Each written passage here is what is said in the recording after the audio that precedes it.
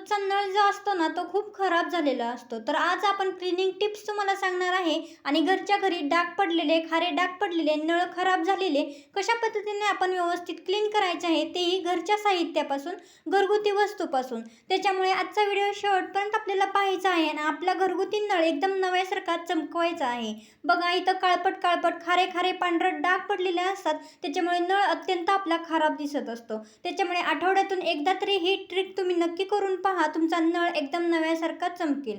पहा, आपण इथं फक्त एक वस्तू वापरणार आहोत. पूर्णपणे आपण बेसिन आणि हा नळ पूर्णपणे आपल्याला स्वच्छ करायचा आहे. त्याच्यामुळे व्हिडिओ शेवटपर्यंत पहा आणि अशाच उपयुक्त आणि माहितीपूर्ण व्हिडिओसाठी आपल्या गृहिणी फॅशन लॅब चॅनेलला सबस्क्राईब करायला मात्र विसरू नका. बघा इथं किती गंध झालेला आहे, पूर्णपणे नळ खराब झालेला आहे पाण्याचे डाग पडून. बघा मी तुम्हाला इथं सांगू इच्छिते की मैत्रिणींना, हा नळ आणि हे किचन खूप जुन्या दिवसापासून आहे, खूप दिवसांपासून आहे. त्याच्यामुळे डाग आजूबाजूला खूप आहेत पडलेले. त्याच्यामुळे तुम्ही इकडं दुर्लक्ष करा. बघा इथं आहे ना बेसिन, ते सुद्धा खूप दिवसांपासून आहे. त्याच्यामुळे खूप काळपट डाग पडलेले आहेत, तांबुरा चढलेला आहे. तरी सुद्धा आपण या कशा पद्धतीने आपण त्याला व्यवस्थित चमकू शकतो, जेवढं होईल तेवढं चमकू शकतो, ते तुम्हाला नक्की दाखवत आहे.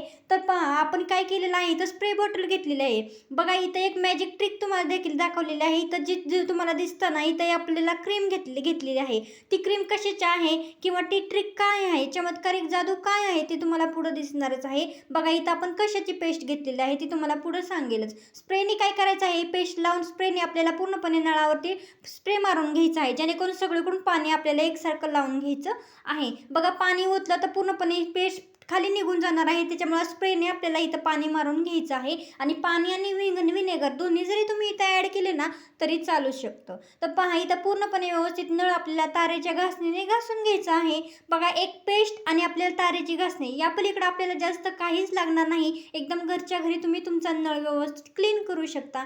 बघा खालून वरून सगळीकडून सगळ्या बाजूने तुम्हाला काय करायचं आहे, नळ व्यवस्थित घासून घ्यायचा आहे, क्लीन करून घ्यायचा आहे.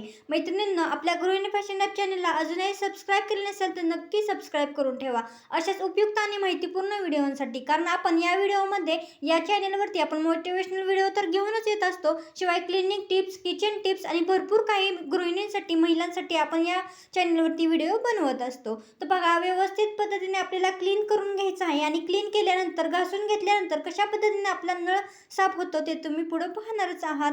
तर स्प्रे बॉटल घ्यायची आहे. स्प्रे बॉटलने पुन्हा तुम्हाला इथं स्प्रे करून घ्यायचं आहे, जेणेकरून पुन्हा थोडंसं तुम्ही तिथं घासू शकता. ठीक आहे, पूर्णपणे पाणी ओतू नका, पूर्णपणे पेस्ट पूर्ण तुमचं वेस्टेज जाणार आहे. व्हिडिओ शेवटपर्यंत पहा. हा व्हिडिओ तुम्हाला खूप युजफुल ठरणार आहे आणि मला कमेंट बॉक्समध्ये याची प्रतिक्रिया द्यायला सुद्धा विसरू नका.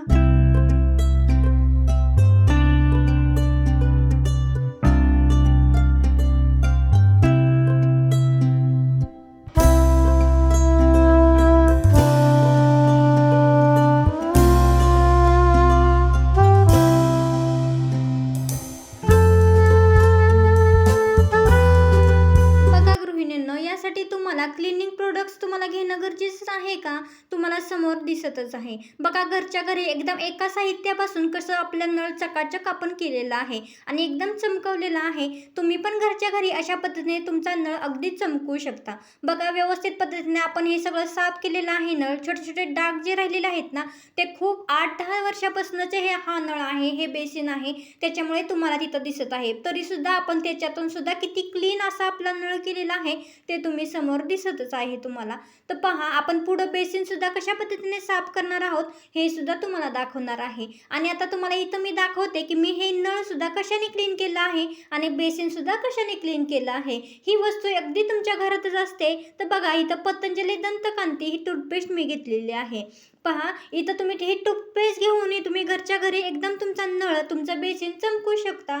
बघा इथं फक्त मी टूथपेस्ट वापरलेली आहे आणि विनेगर आणि पाणी तुम्ही स्प्रे बॉटलमध्ये भरून तुम्ही इथं घेऊ शकता. आणि ते जरी नसेल ना तर फक्त टूथपेस्ट तुम्ही इथं घेऊ शकता.